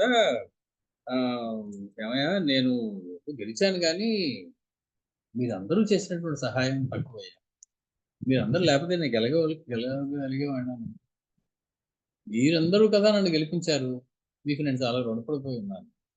మాతలి ఎంత సాయం చేశాడని. హనుమంతుడి పరాక్రమం గురించి ఏం చెప్పమంటారు? సుగ్రీవుడు పాపం ఎన్ని భోగాలను వదులుకుని నా కోసం వచ్చేసాడు ఇక్కడికి అని చెప్పి వాళ్ళందరికీ కూడా ఎవరికి చెప్పవలసినటువంటి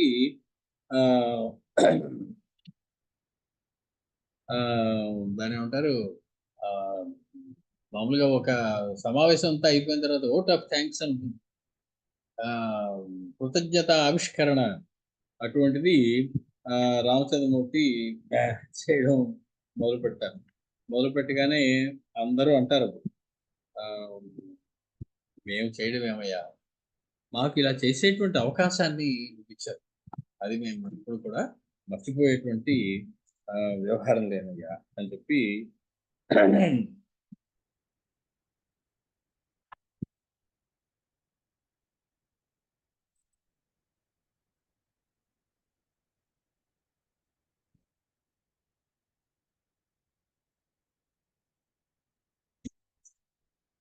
సులభముగాగ చెప్పెదరు జనములు దశకంఠు నాచిలో గెలిచెను రాముడంచును. చాలా సులువుగా చెప్పేస్తారు జనం అందరూ. రాముడు రావణాసురుడిని ఓడించేశాడండి యుద్ధంలో అని. రాముడు చెప్తున్నాడు ఇదంతా. జనాలకి ఏముందయ్యా ఇట్టే చెప్పేస్తారు, రాముడు యుద్ధంలో రావణుడు చంపేశాడండి, గెలిచేశాడండి. సులభముగాగ చెప్పెదరుసు జనముల్ దశకంఠు ఆదిలో గెలిచెను రాముడంచు. అది కేవల వాక్యము అతండు ఒక్కడా గెలుచుటకు ఏనొకండనై గెలిచితిమి. అందరము అంతమంది దైత్యుల పని ఆది ఔట గెలుపొప్పగ చెప్పెదరప్పరాదిగా.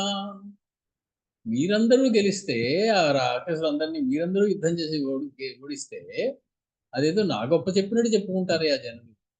రామచంద్రమూర్తి రావణాసురుని సంహరించాడని నన్ను గొప్పగా చెప్పుకుంటారయ్యా. ఫలితపు గుండెలో తలల పాతరయున్నది దైత్యరాజుకున్.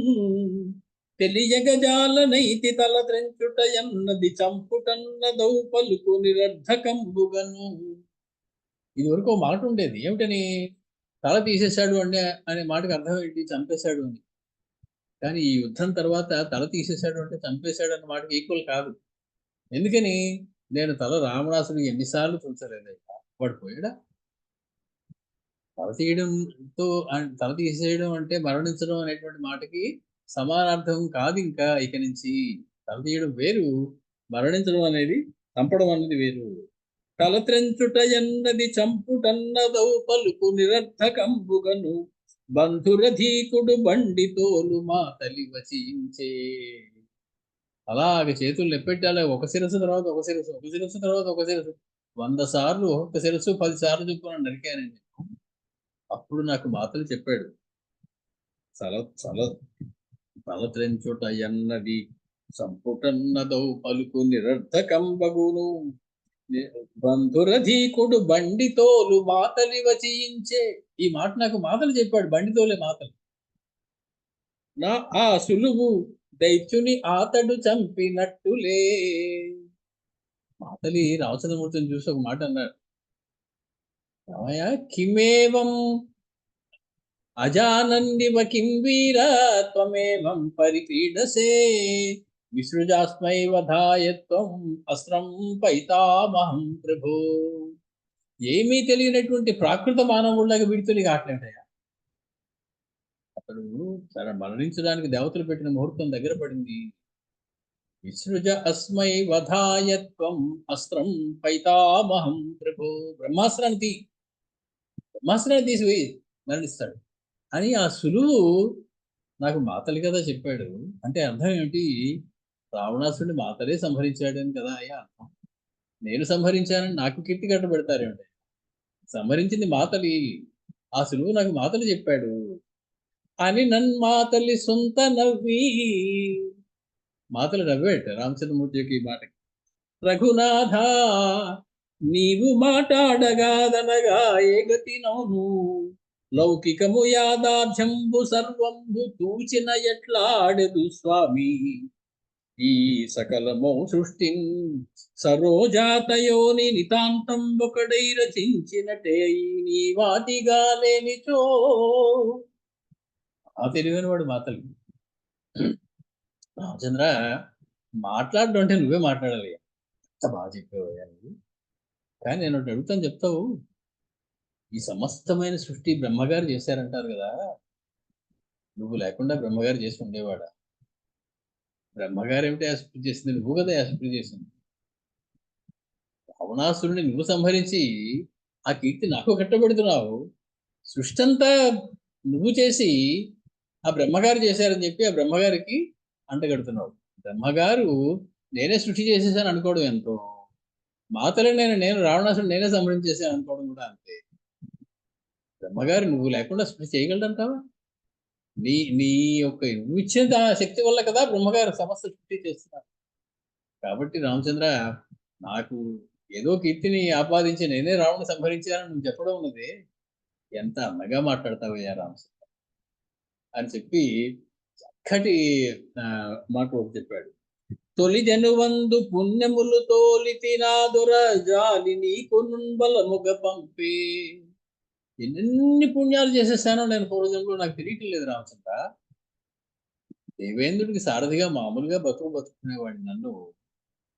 ఆ దేవేంద్రుడు పిలిచి, రామచంద్రుడికి సారథిగా నీకు దాన్ని ఏమంటారు, ఎక్స్ట్రా డ్యూటీ, ఓడి ఏదో అంటారు దాన్ని. ఆఫీసుల వాళ్ళకి తెలుస్తుంది. అలాంటి తోడేసిన officer on special duty, OSD. అలాగే నీకు పంపిస్తున్నానయ్యా అని చెప్పినట్టు. తొలి జనువందు పుణ్యములు తోలితి రాదొరజాది నీకు బలముగ పంపే నీదైన బండిని తోలితి వేరు జన్మ మాతలినై కాక నీ చరణ తామర సంబుల చేది కోవే ఆ వలన సుమంత్రుడేను ఒక బండిను తోలితి మయ్య రఘవా. అడుగుతున్నాడు మాతలి, ఎన్ని జన్మలు ఎత్తినా ఇలాగ నాకు నీకు బండి తోలేటువంటి అవకాశాన్ని పోయా. ఆ అదృష్టం నాకు దక్కింది, నిన్ను రథం తోలేటువంటి అదృష్టం సుమంతుడికి దక్కింది. మా ఇద్దరికే దక్కింది నిన్ను రథం మీద కూర్చోబెట్టి తోలేటువంటి అదృష్టం. జన్మ జన్మలకి నాకు ఈ అదృష్టం వచ్చేలా చేస్తాను. నేను నీకు రథం తోలాలి. అలాగే రథం తోలడం కాదు, ఇంకా నా జన్మంతా అది కాదు. నీ చరణ తామర సంబుల చేదికోవే, నీ పాద పద్మాల దగ్గర నాకంత చోటి స్వామి. సుమంత్రుడేను ఒక బండిని తోలితి మయ్య రాఘవా. మేమిద్దరం కూడా ఒకే బండిని తోలాము, ఒకే రకమైనటువంటి రథాన్ని తోలాము. బండి అనేటువంటి మాటకి శరీరం అని అర్థం. రామచంద్రుడు అనేటువంటిది దేహాన్ని రథంతో పోలుస్తుంది ఉపనిషత్తు. ఆత్మానం రథినం విద్ధి. శరీరం రథం అయితే లోపల ఉన్నటువంటి ఆ జీవుడు, ఆ పరమాత్మ రథికుడు, సారథి. కాబట్టి దాన్ని నువ్వు జాగ్రత్తగా నడిపించేలా చేయి స్వామి. నిన్ను బండిలో కూర్చోబెట్టుకుని మేము తోడడం కాదు, ఈ శరీరమే రథం అయితే నువ్వు అందులో కూర్చుని ఉండాలి, నువ్వే ఆ శరీరాన్ని అధిరోహించాలి. శరీరం అనే రథాన్ని రామచంద్రుడు అధిరోహించాలి. ఈ జన్మకు నా దొర సురరాజు అతని కడకు పంపు రాజీవాక్ష. కానీ ఈ జన్మలో నాకు నీ దగ్గర శాశ్వతంగా ఉండిపోవడానికి వీల్లేదు. సురరాజు యొక్క రథ సారథిని నేను, కాబట్టి మళ్ళీ అక్కడికి నేను వెళ్ళిపోవాలి. అతని కడకు పంపు రాజీవాక్ష, నా జన్మకు నిన్ను మరువను. ఆ కాసేపు యుద్ధంలో రామచంద్రమూర్తికి సారథ్యం చేసినంత మాత్రాన మాతలు అంటున్నాడు, ఈ జన్మలో నిన్ను మర్చిపోలేను రామచంద్ర, ఇంత దగ్గర నుంచి నిన్ను చూస్తాను అనుకోలేదు. నీకు నేను ఏదో సాయం చేసేసాను, రావణాసుని కూడా నేనే చంపేశాను, ఇంతటి కీర్తి నాకు అనిపించేస్తున్నావు. నీ యొక్క పెద్ద హృదయం అది. కాబట్టి అతని కడకు పంపు రాజీవాక్ష, నా జన్మకు నిన్ను మరువను ఆది రథము తోలుటన్న ఎది తెలిసెజుమిగి. యుద్ధంలో రథం ఎలా తోలాలో నాకు ఇన్నాళ్ళకి తెలిసింది. చాలా గొప్ప సారథిని అనుకునేవారు అందరూ. నాకు తెలియలా, నేను సరిగ్గా తోలేవాడిని కాదని. నీకు రథం తోలడం మొదలెట్టాక తెలిసింది రథం ఎలా తోలాలో. అంటే రథం నాకు ఎలా తోలాలో స్ఫురణ నీ దగ్గర నుంచి వచ్చింది. నువ్వు రథం మీద కూర్చుంటే రథం ఎలా తోలాలో తెలిసిపోతుంది, వేరే చెప్పక్కర్లా అని అయిన శ్రీరామచంద్రుడు అనుజ్జనిచ్చి అతడు బండి నెక్కగా రాజుల చేతనిమిరి. ఆ గుర్రాలను ఒకసారి చేతితో రాశారు రామచంద్రుడు. ఏ గుర్రాలైతే తన యుద్ధంలో ఇంత దూరం తిప్పాయో ఆ గుర్రాన్ని వాజుల చేతనిమిరి, చేతో ఒకసారి నిమిరారట రామచంద్రమూర్తి. ప్రేమగా గుర్రాల మీద ప్రేమ, సారథి మీద ప్రేమ. ఇందునకు తన కృతజ్ఞత తెలుపు మనసు చెప్పి పంపి తిరిగి వచ్చి లక్ష్మణుడితో ఇట్లనియే. సరే, ఇదంతా మా కల్పవృక్షకారుడు విశ్వనాథ వారి ధీశక్తి. మామూలుగా అతను వెళ్ళిపోమన్నాడు, వెళ్ళిపోయాడు అనే కన్నా ఎంత అందమైనటువంటి భావన ఆయన మాట అనడం, మాతలి దానికి సరి అయినటువంటి జవాబు చెప్పడం. మొత్తానికి ఈ అవకాశం నాకు మళ్ళీ మళ్ళీ రావాలని కోరుకుంటున్నాను. ఈ పాదాల దగ్గర చోటు కావాలి, ఈ జన్మలో నేను మర్చిపోలేను. అసలు రథం తోడడం అనేది నీ వల్ల, నీవు అక్కడ కూర్చోబట్టి నాకు తెలిసింది ఎలా తోలాలి. ఇన్నాళ్ళు నాకు తెలియదు కానీ చెప్పడం అనేది అందమైనటువంటి మాటలు. మొత్తానికి ఎక్కడ మొదలెడుతున్నామో ఎక్కడ వదలాలో మనకు తెలియటం లేదు. అలాగా వెళుతూనే ఉన్నది. రాఘవేణభ్యనుజ్ఞాతః మాతలిః చక్రసారథిః దివ్యం తం రథమాస్థాయ దివమేవ ఉత్పపాతః. ఆకాశంలోకి వెళ్ళిపోయింది మాతలతో పాటుగా ఆ రథం దేవేంద్రుడు. తస్మిన్ స్తు దివమారూఢే సరథే రథినాంబరః రాఘవః పరమ ప్రీతః సుగ్రీవం పరిషస్వజే. ఒకసారి రామచంద్రమూర్తి సుగ్రీవుడి దగ్గరికి వెళ్ళి గట్టిగా సుగ్రీవుడిని ఆలింగనం చేసుకున్నారు రామచంద్రమూర్తి. ఇదివరకు కూడా మనం చెప్పుకున్నాం, రామచంద్రమూర్తి అందరికన్నా ఎక్కువ సార్లు ఎవరిని ఆలింగనం చేసుకున్నారు అంటే సుగ్రీవుడిని, హనుమస్వామిని కూడా కాదు. ఆశ్చర్యం, సుగ్రీవుని ఒక్కసారి ఆలింగనం చేసుకున్నారు. పరిష్వజ్యత సుగ్రీవం లక్ష్మణేనాభివాదితః పూజ్యమానో హరిగణైః ఆజగామ బలాలయం.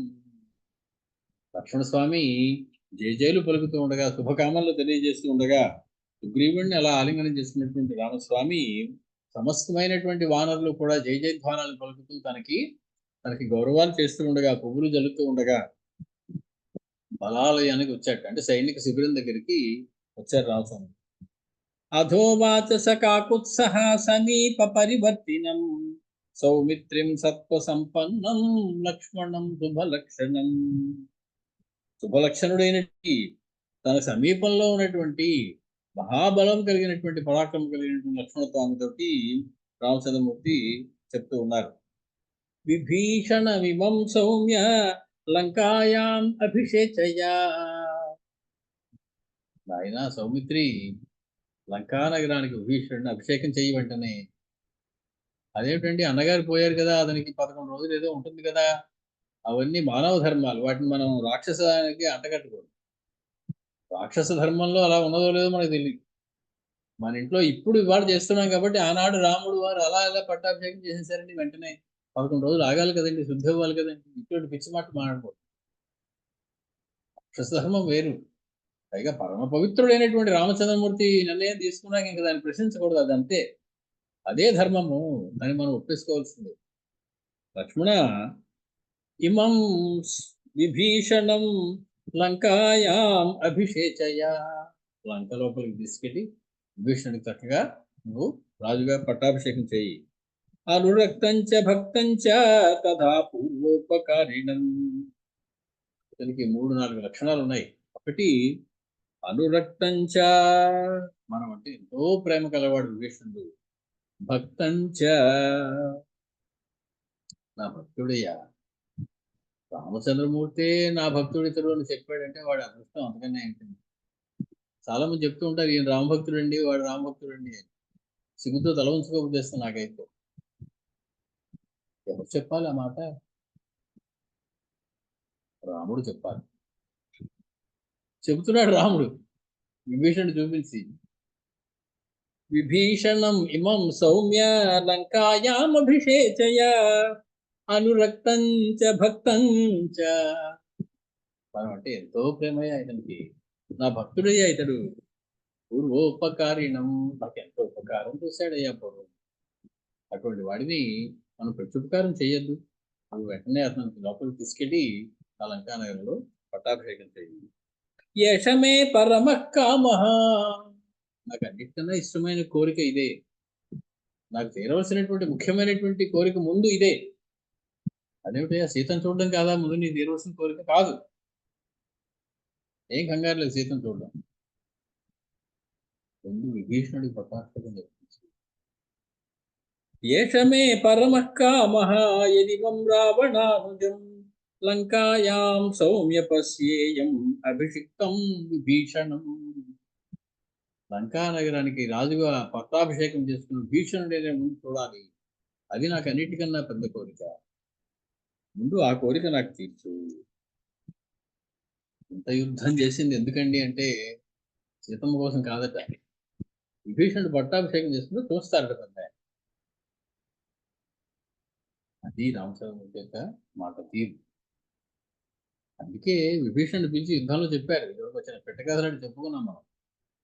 విభీషణ, నేను ఇంత యుద్ధం చేయడానికి ఇక్కడికి ఎందుకు వచ్చానో తెలుసా నీకు అన్నారు. విభీషణుడు అన్నాడు, రావణాసుని సంహరించడానికి సీతను తీసుకెళ్ళడానికి వచ్చారు కదండి అని. కాదయ్యా, అదేం కాదు. మా నాన్నగారికి ఒక కోరిక ఉండేది. ఏమని? నేను 2 సంవత్సరాల పాటు అశ్వమేధ యాగం చేసి, సంవత్సర కాలం పాటు పుత్రకామేష్టి యాగం చేసి 3 ఏళ్ళు కష్టపడితే లింగు లిటుకుమంటూ నలుగురా పిల్లలు నాకు, అంతేనా? నాకు ఇంకా పిల్లలు కావాలి ఉందిరా అని అడిగారు. నేను పట్టుకొస్తా నాన్నగారు అని వెళ్ళా. గుహుణ్ణి సోదరుడిగా చేసుకున్న మా నాన్నగారికి 5గురు పిల్లలు అయ్యారు. సుగ్రీవుణ్ణి సోదరుని చేసుకున్న మా నాన్నగారికి 6గురు పిల్లలు అయ్యారు. ఇంతేనా అన్నారు మా నాన్నగారు. ఇంకో తమ్ముడిని కూడా తీసుకొస్తా. నీకోసం నేను వచ్చానయ్యా విభీషణ. నిన్ను సోదరుడిగా చేసుకోవడం కోసం నేను లంకా నగరానికి వచ్చా. సీతమ్మ రావణాసుని సంప్రదాయం, అతి ప్రేమ రామచంద్రమూర్తి విభీషణుడు. ఇప్పుడు చెప్తున్నారు, ముందు విభీషణుడు పట్టాభిషేకం సంగతి చూడవయ్యా. పట్టాభిషేకుడైనటువంటి విభీషణుడు నేను నా కళ్ళతో ఒకసారి చూసుకోవాలి. అతడు నా భక్తుడు, నేనంటే ప్రేమ కలవాడు, పూర్వోపకారి. కాబట్టి ఈ కార్యక్రమం ఎలా చేయాలో నువ్వు చూడు. ఏవ ముక్తస్తు సౌమిత్రి రాఘవేణ మహాత్మనా.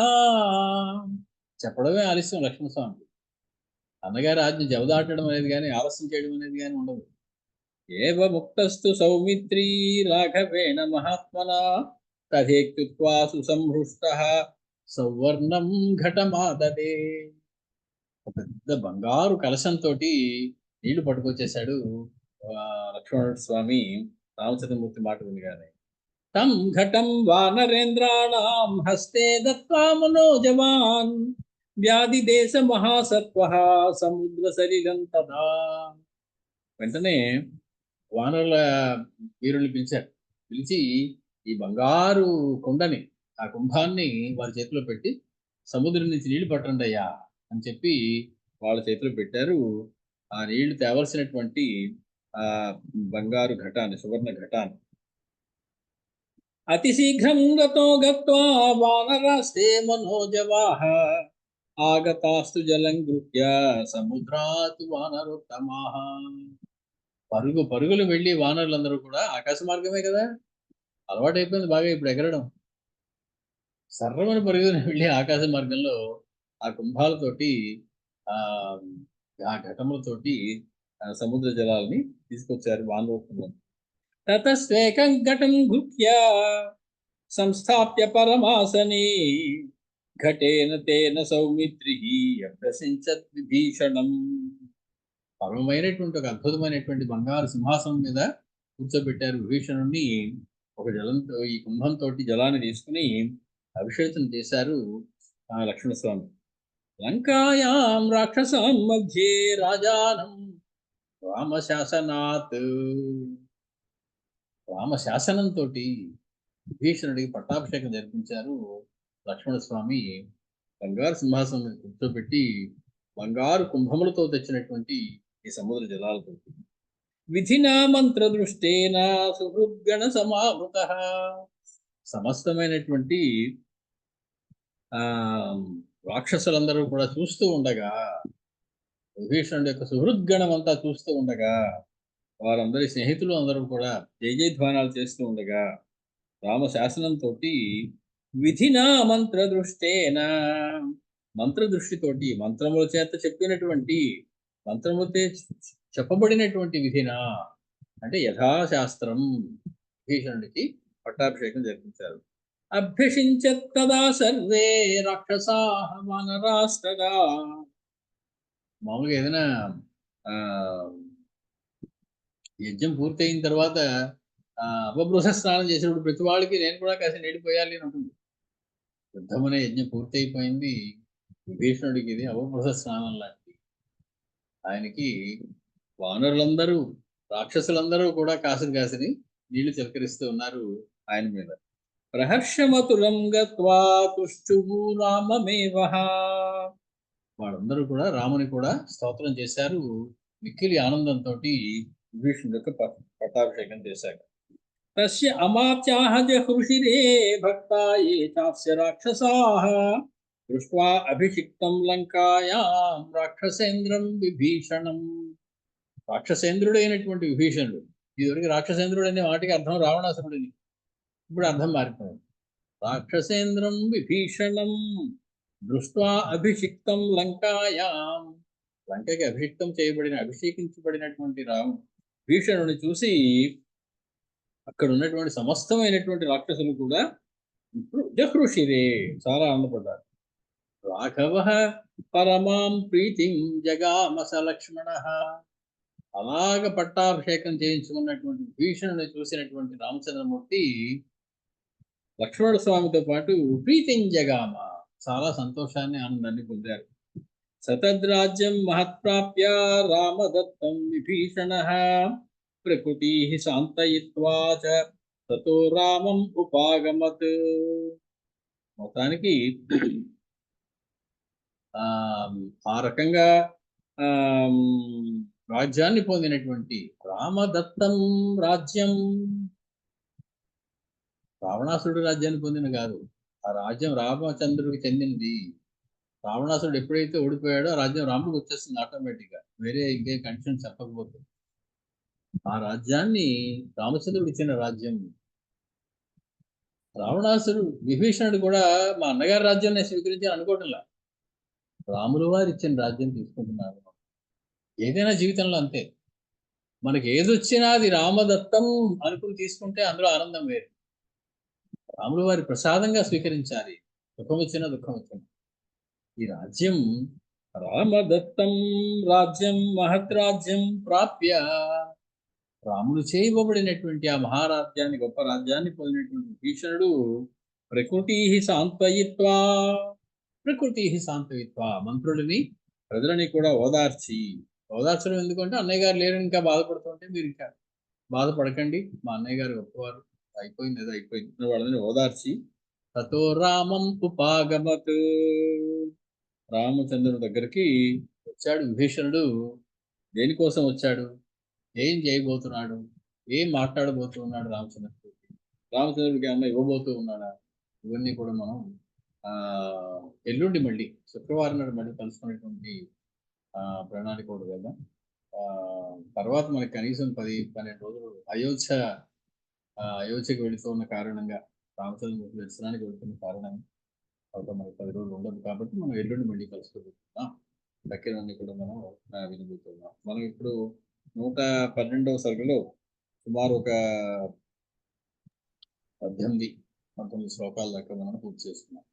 మంగళం కౌసలేంద్రాయ మహనీయ గుణాత్మనే చక్రవర్తి తనూజాయ సార్వభౌమాయ మంగళం వేద వేదాంత వేద్యాయ మేఘశ్యామలమూర్తయే పుంసామోహన రూపాయ పుణ్య శ్లోకాయ మంగళం. ఈరోజు మార్చి 5వ తారీఖు బుధవారం 2024 సంవత్సరం.